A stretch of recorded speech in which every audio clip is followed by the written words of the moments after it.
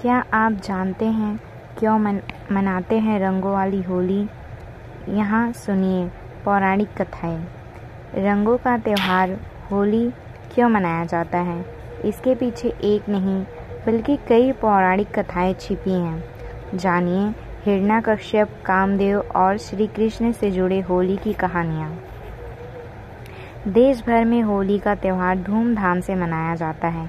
2 दिनों तक त्यौहार होली फाल्गुन मास की पूर्णिमा से शुरू होता है।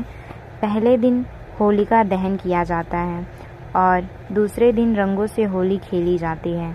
बुराई पर अच्छाई की जीत का संदेश देता होली का त्यौहार परायों को भी अपना बना देता है। इस दिन एक दूसरे को गले लगाकर होली की बधाई दी जाती है। बड़ों से लेकर बच्चों तक को रंग लगाया जाता है और साथ मिलकर पकवानों का लुत्फ़ भी उठाया जाता है। होली के दौरान आमतौर पर होलिका दहन की कथा सुनी जाती है, लेकिन क्या आप जानते हैं रंगों वाली होली क्यों खेली जाती है? असल में होली से एक नहीं बल्कि कई पौराणिक कथाएं जुड़ी हैं, जो यह बताती हैं कि होली का त्यौहार क्यों मनाया जाता है। यहाँ सुने हिरण्यकश्यप और श्री कृष्ण कामदेव से जुड़ी होली की कहानियाँ। हमारी पहली कहानी। श्री कृष्ण ने राधा रानी संग खेली थी होली। ब्रज की होली देश भर में मशहूर है। नंद की नगरी में होली का त्यौहार पूरे हर्षोल्लास से मनाया जाता है। पौराणिक कथाओं के अनुसार श्री कृष्ण और राधा रानी की 8 खेलियों से हुई थी होली खेलने की शुरुआत। कथा के अनुसार श्री कृष्ण का रंग सांवला था और राधा रानी गोरी थी, जिस पर श्री कृष्ण माँ यशोदा से अक्सर शिकायत किया करते थे कि वे सांवले क्यों हैं। यशोदा मैया ने श्री कृष्ण से कहा कि तू अपने जैसा रंग राधा के चेहरे पे लगा दो, जिससे दोनों एक जैसे दिखने लगें।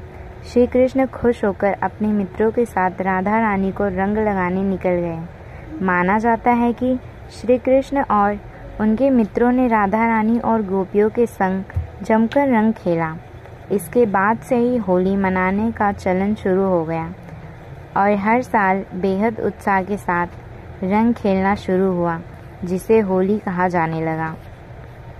अब हमारी दूसरी कथा, हिरण्यकश्यप, होलिका और प्रहलाद की कहानी। होलिका दहन क्यों किया जाता है और अगले दिन होली क्यों खेलते हैं? इससे हिरण्यकश्यप, होलिका और प्रहलाद की कहानी जुड़ी है। प्राचीन काल में हिरण्यकश्यप नाम का एक असुर रहा करता था, जो भगवान विष्णु से नफरत करता था। हिरण्यकश्यप का एक पुत्र था, प्रहलाद, जो भगवान विष्णु का परम भक्त था। भगवान की पूजा में लीन रहता था। बालक प्रहलाद की भक्ति देखकर हिरण्यकश्यप उसे मारने का निर्णय लिया। हिरण्यकश्यप ने हर वो कोशिश की जिससे वह प्रहलाद को मार सके, लेकिन प्रहलाद हर बार बच जाता था। हिरण्यकश्यप ने अपनी बहन होलिका की मदद लेने की सोची। होलिका को यह वरदान प्राप्त था कि अग्नि उसका कुछ नहीं बिगाड़ सकती। हिरण्यकश्यप ने होलिका से प्रहलाद को गोद में लेकर आग की लपटों में बैठने के लिए कहा। होलिका ने बिल्कुल ऐसा ही किया, लेकिन नन्हे प्रहलाद को गोद में लेकर आग की चिता पर बैठ गई। लेकिन भगवान विष्णु की कृपा से होलिका जलकर भस्म हो गई और प्रहलाद बच गया। इसके बाद से ही बुराई पर अच्छाई की जीत के रूप में होलिका दहन किया गया और हर साल होली का त्यौहार मनाया जाने लगा। हमारी तीसरी कहानी है, श्री कृष्ण ने युधिष्ठिर को सुनाई थी एक कथा। होली से एक और कथा जुड़ी है जो श्री कृष्ण ने युधिष्ठिर को सुनाई थी। इस कथा के अनुसार एक गांव था जहां असुर स्त्री रहा करती थी। यह असुर स्त्री गांव के लोगों को मारकर खाया करती थी। इससे पूरा गांव परेशान था और छुटकारा पाना चाहता था। लोगों की परेशानियां देखकर गुरु वशिष्ठ ने बताया कि किस तरह इस असुरी स्त्री को मारा जा सकता है।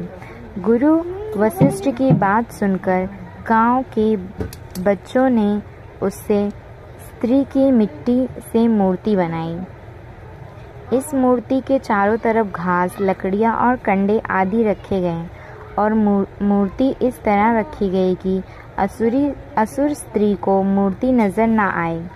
गुरु वशिष्ठ ने कहा, यदि पूजा अर्चना करके इस मूर्ति को जलाया जाएगा तो असली असुर स्त्री भी जल जाएगी और नष्ट हो जाएगी। ऐसे ही हुआ।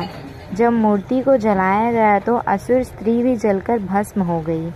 इस तरह गांव वालों को होलिका दहन किया और खुशी से नाचकर होली मनाई, मिठाइयाँ बांटी और असुरी स्त्री से छुटकारा पाया। महादेव और कामदेव की कथा। पौराणिक कथाओं के अनुसार माता पार्वती महादेव से विवाह करना चाहती थी, लेकिन महादेव मान नहीं रहे थे। माता पार्वती की इस समस्या को देखकर महादेव ने मदद करने की सोची। महादेव अपनी तपस्या में लीन थे। जब कामदेव वहां आ पहुँचे, कामदेव ने भगवान शिव की तपस्या भंग करने के लिए उन पर पुष्प बाण चला दिया। महादेव ने क्रोध से अपनी आंखें खोली और कामदेव अग्नि से भस्म हो गए। इसके बाद महादेव की नज़रें माता पार्वती पर पड़ी और ये विवाह के लिए मान गए। माना जाता है कि महादेव ने कामदेव को एक बार फिर जीवित कर दिया था। इसके बाद से ये होली मनाई जाने लगी।